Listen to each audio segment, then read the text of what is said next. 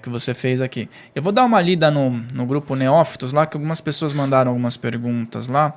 A Cauane mandou um relato aqui, uma redação quase. Ela falou que uma vez fora do corpo, ela viu uma entidade que tinha a forma de um enxame de abelhas, ou algo parecido. Ela estava numa casa, em um grupo, fazendo uma busca, e ela encontrou essa entidade escondida. Com um bastão de energia, ela jogou luz e ao mesmo tempo em que orava para tentar contê-la. Ela me atacou e começou a falar comigo com uma voz caricata, de bruxa má, dizendo te domine. Eu, surpreendentemente, fiquei muito plena e calma e tirei ela da minha cabeça com facilidade e pensando, você acaba de facilitar o nosso trabalho dessa forma. Talvez alguém tenha ajudado a retirá-la. Gostaria que falasse sobre esses receptáculos, para que servem. E ela falou aqui que colocaram essa entidade num receptáculo transparente, com símbolos geométricos dourados. Ela gostaria que você falasse sobre esses receptáculos, para que servem, circunstâncias que são usados, e também essa percepção que ela tem fora do corpo, né? Ela falou que parecia que sabia exatamente o que estava fazendo lá, que era muito claro. A entidade, ela... Bom, existe uma quantidade imensa de espíritos que mantêm formas... uma das formas de existência no astral é a intimidação. E eles conseguem intimidar por várias formas. E nisso existe, obviamente, as devidas proteções que são feitas pelos mentores o tempo inteiro. Os mentores usam bastões, usam imagens, usam símbolos, como nós usamos o reiki. Tá? Então, tem um processo de amparo o tempo inteiro. A dificuldade toda é manter-se na sintonia para que aquilo não acesse a gente. Mas existe espíritos, por exemplo, ela diz que espíritos em forma de enxame de abelhas, eles fazem isso. Você parar para pensar, é uma forma extremamente hostil. Se você estiver no astral ver uma coisa dessa, saber que você vai ser picado por um monte, você acaba se desesperando e correndo. Que essa é a ideia desse espírito, criar o terror mental ou o terror de controle, principalmente...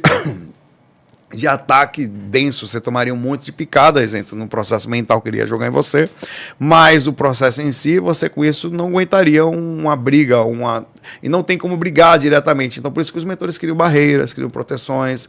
É daí que vem o tempo inteiro está acontecendo. A gente, quando trabalha com espiritualidade, a gente sempre fala de sintonia alta, manter a sintonia mais alta, para que você não deixe esses seres acessarem você. E como os mentores estão trabalhando o tempo inteiro, criando ferramentas de proteção em cima da gente, quando você está em nível mais alto, é como se você não permitir, ele chega, fica mais fácil o trabalho deles. Falei disso ontem. Às vezes os mentores chegam perto da gente e você está na baixa sintonia. Aí tem um espírito desse perto de você. Aí tá de novo. Chega uma hora que ele fala, não tem o que fazer, velho. A sintonia da pessoa tá para isso. Então é um processo de simbiose. Mas quando você está num processo de assédio desproporcional, que é o seguinte, tipos de entidades que atacam espiritualistas ou pessoas que tentam ajudar o mundo, aí é quando a ajuda acontece. Então há um amparo proporcional àquilo que está acontecendo. Normalmente os assédios acontecem em ondas, tá? São ondas de 2 ou 3 dias, um mega ataque, principalmente quando você baixa a frequência. Mas é por isso que você não... nós espiritualistas temos uma tendência muito forte, se não tomar cuidado, você vem vindo, meio você dá uma queda braba. Essa queda braba são as armadilhas que são colocadas por espíritos extremamente inteligentes. É por isso que a gente tem que estar sempre mantendo a frequência alta, não só para a gente, mas com as pessoas próximas, e ouvindo ou usando, ou sei lá, sejam receptáculos ou qualquer coisa que seja colocada ali para proteção. Assim como os mentores usam artifícios intelectuais e tecnológicos para nos proteger, os assédios são inteligentes também. Não pensa que eu falei disso ontem, que o espírito fica os espíritos em forma de abelha ou de monstros ou que ele fica o tempo todo do seu lado. Não fica, não. Ele arma uma armadilha e fica aqui montada. Aí você tem que estar em boa sintonia para quando o mentor chegar aqui, ele desmontar a armadilha.